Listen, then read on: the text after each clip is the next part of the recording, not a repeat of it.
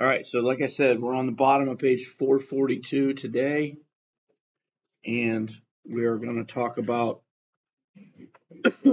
kites. And a kite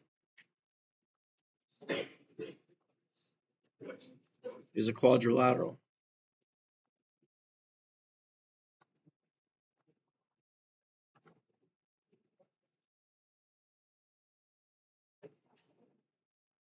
With exactly two pairs of congruent sides.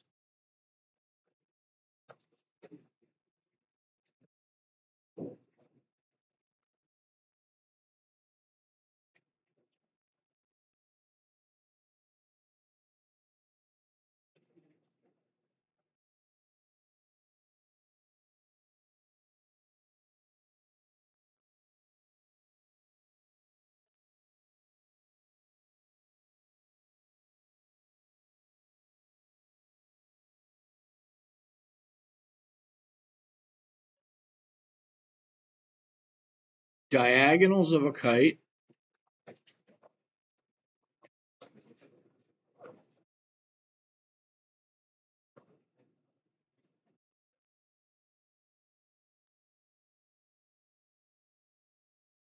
are perpendicular.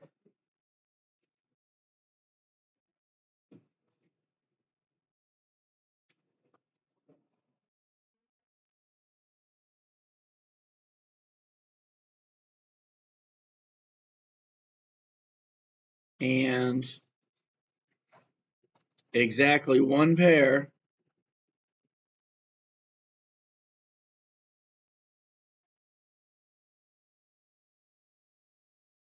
of opposite angles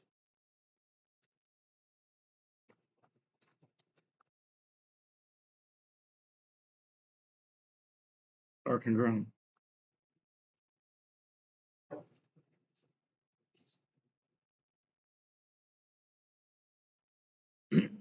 So if we sketch a kite,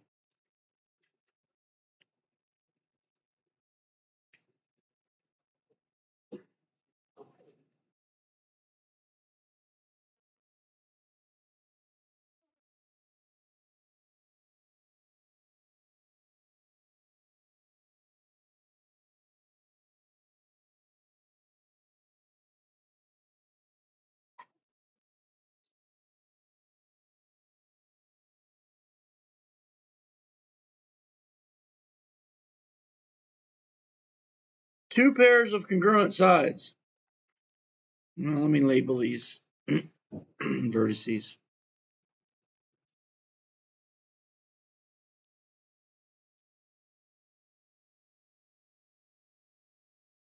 All right, in a kite, side AB would be congruent to side AD. Side DC is congruent to side BC.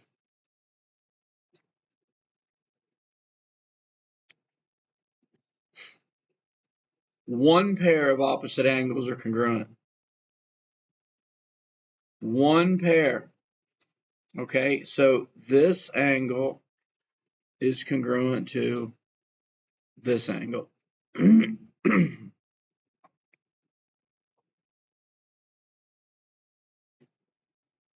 The angles that are formed by the non-congruent sides are congruent to each other. The angles formed, like angle B, is formed by a side with one tick mark and a side with two tick marks. So those two sides aren't congruent. So an angle, the angles formed by the non-congruent sides are the congruent angles. Okay, A is not congruent to C.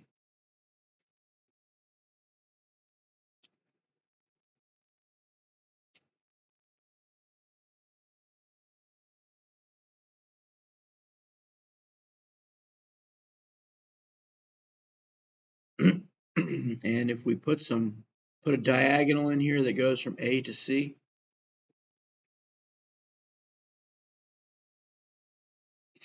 and then the other diagonal that goes from D to B,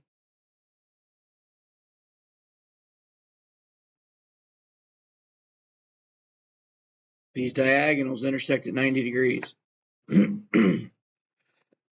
So when the diagonals intersect at 90 degrees, keep in mind that you have 4 right triangles in here now. You got 4 right triangles.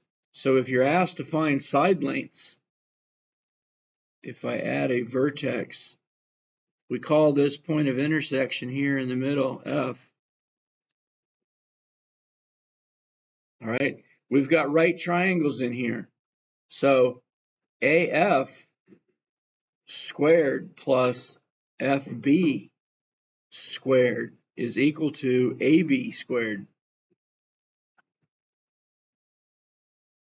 All right, that's one leg of a right triangle squared plus the other leg of a right triangle squared equals the hypotenuse squared.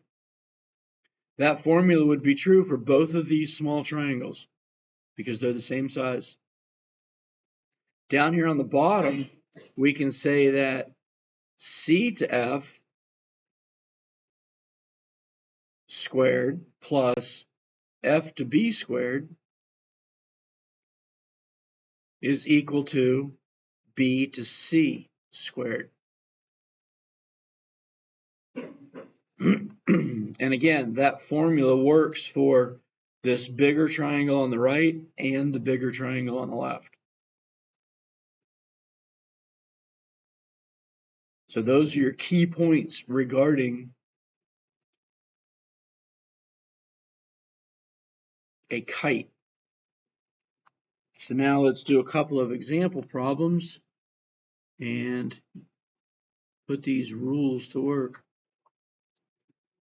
So I'm on example 4 on page 443, and we've got this kite that's a little bit wider.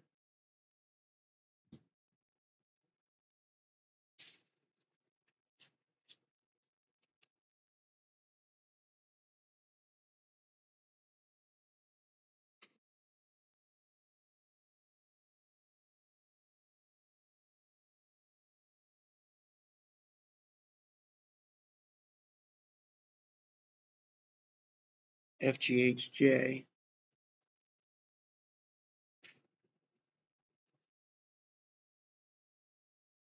And we're told that FG is congruent to GH.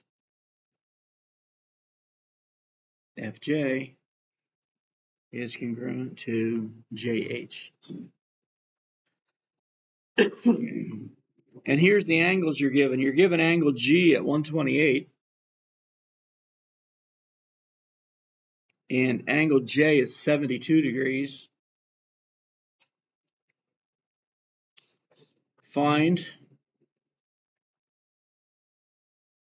the measure of angle GFJ. GFJ. All right, so GFJ is this angle right here at F. Now,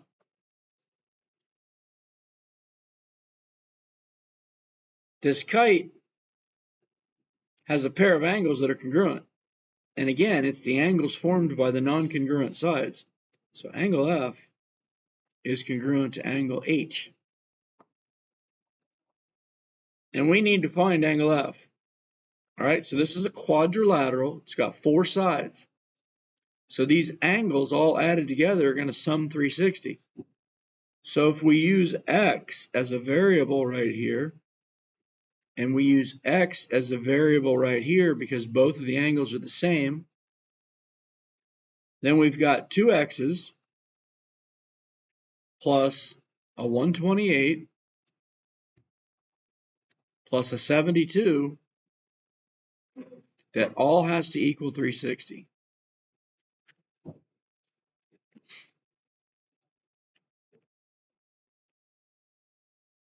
So we get 2x plus 200, that equals 360.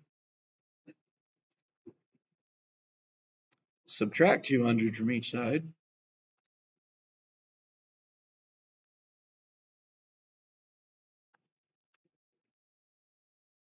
And we get a 2x that's equal to 160. and we can divide both sides by 2. So our x is equal to 80. Our x represents angle F right here. So the measure of angle GFJ is equal to 80 degrees.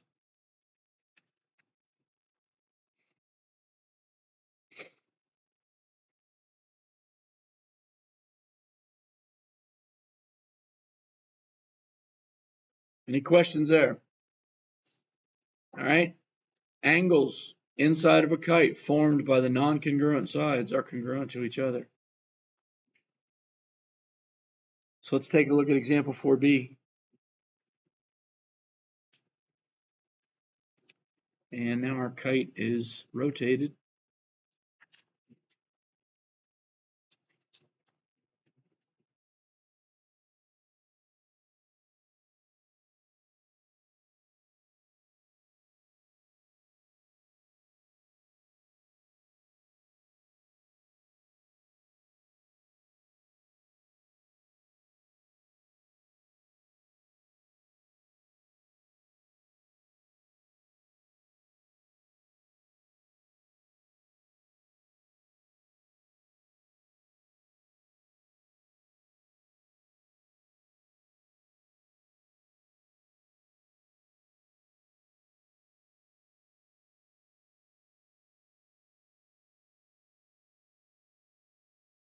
Given this information, asked to find zy. All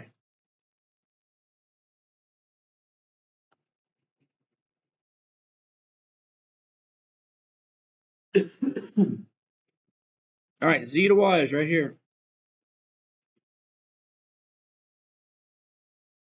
We're told that this shape is a kite, so we know diagonals are perpendicular. Z to y is now the hypotenuse of a right triangle.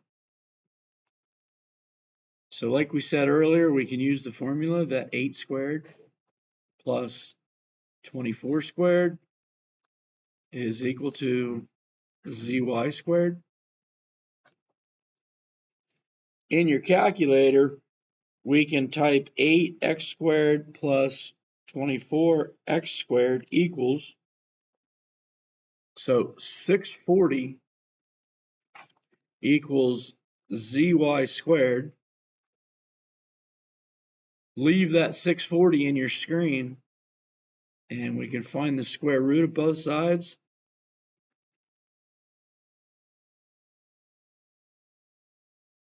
So 25.3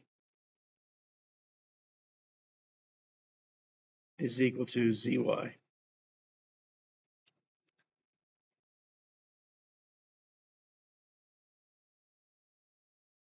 So again, we've got 4 right triangles inside this kite. Since they're right triangles, we can use the Pythagorean theorem to find missing side lengths of any of those 4 triangles.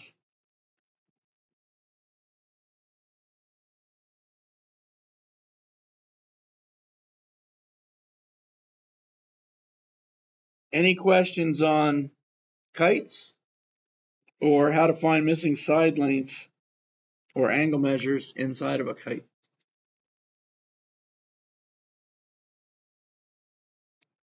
Just remember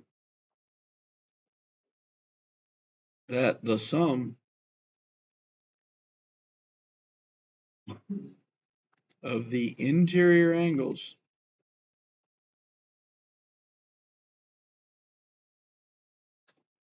of a kite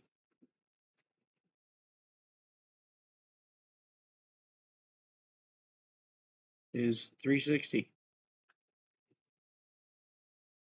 The sum of the 4 angles of a kite, 360. And again, in this picture that we're looking at, W to X is congruent to W to Z. These 2 long sides, those are also congruent to each other. Now, is angle W congruent to angle Y? It's not, is it? Because angle W is formed by congruent sides. Is angles X congruent to angle Z? Yes, those are the congruent sides, or I'm sorry, congruent angles. Those two angles are congruent because they're formed by two non-congruent sides. All right, any questions? Practice for today. It's going to start on page 444.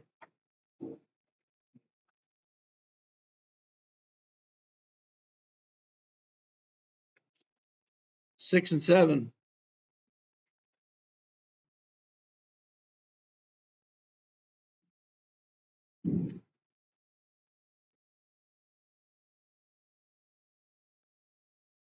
'24 through 27.